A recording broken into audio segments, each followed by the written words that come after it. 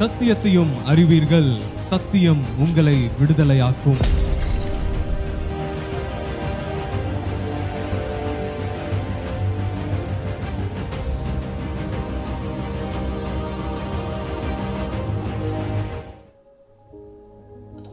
பரலோகத்திலே சிங்காசனத்திலே வீற்றிருக்கிற நம்முடைய தகப்பன் தேவாதி தேவன் அவருடைய பிரசன்னத்திலிருந்து நம்முடைய பிரதான ஆசாரியராக பரலோகத்திலே வீற்றிருந்தாலும் இன்றைக்கு நம்முடைய இரட்சகராக, மீட்பராக, மெய்ப்பராக, நம்முடைய மணவாளனாக வரவிருக்கிற இயேசு ராஜா நாமத்திலே பரிசுத்த ஆவியின் பிரசன்னத்தோடு கூட உங்களை வாழ்த்துகிறேன்.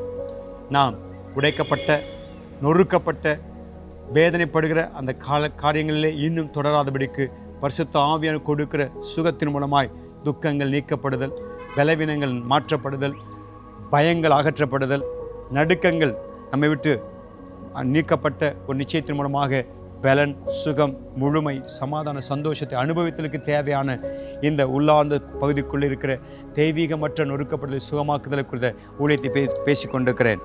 இயேசு கிறிஸ்துவை நம்முடைய கடந்த கால தருணங்களுக்குள்ளாக நீர் வந்து அதை மீட்க வேண்டும் என்று சொல்லி அவருக்கு அழைப்பையும் அனுமதியும் கொடுக்க வேண்டும் சொல்லி நான் சொன்னேன் இல்லையா?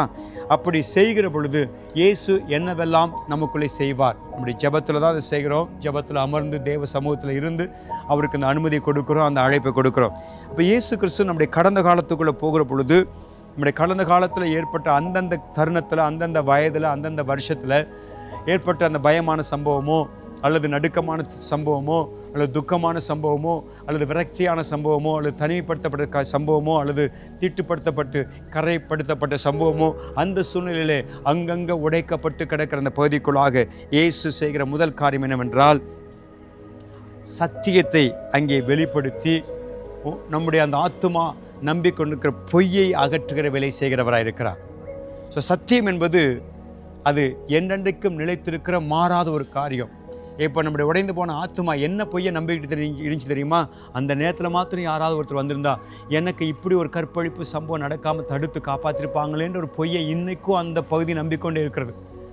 அல்லது ஒருவேளை நான் இப்படி ஒரு தவறை செய்யாமல் இருந்திருந்தா, நான் இப்படி ஒரு இடத்துக்குள்ள போகாமல் இருந்தா, அல்லது நான் இந்த ஒரு குடும்பத்துக்குள்ள பிறக்காமல் இருந்திருந்தா எனக்கு இப்படி ஒரு காரியம் நடந்திருக்காதில்ல அப்படின்ற ஒரு பொய்யை நம்புகிற வேலையை அந்த பகுதியில் பிசாசான் செய்து கொண்டே இருக்கிறான். ஆனால் ஆண்டவர் இயேசு கிறிஸ்து அந்த இடத்துக்குள்ள நம்முடைய நினைவில் நம்மளை அப்படியே கொண்டு போய் உங்களுடைய உடைந்து போன அந்த இடத்துல இருக்கிற ஆத்மாவுக்கு அது பயத்துக்குரிய காரியமாக இருக்கலாம், பரிசுத்த குலைச்சலுக்குரிய காரியமாக இருக்கலாம், துக்ககரமான சம்பவமாக இருக்கலாம், அல்லது அதிர்ச்சியான வேறு ஏதாவது காரியங்கள் நடுக்கத்தை உண்டாக்கின திகிலுக்குரிய காரியமாக இருக்கலாம்.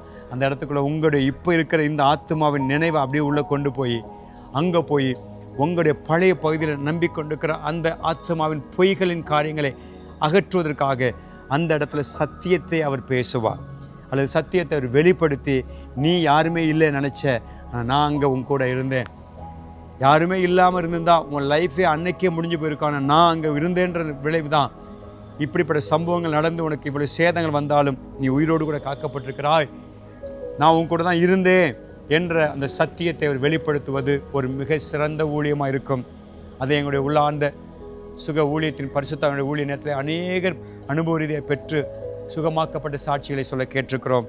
உங்களுக்கும் அது நடக்கும் எதிர்பாருங்கள்.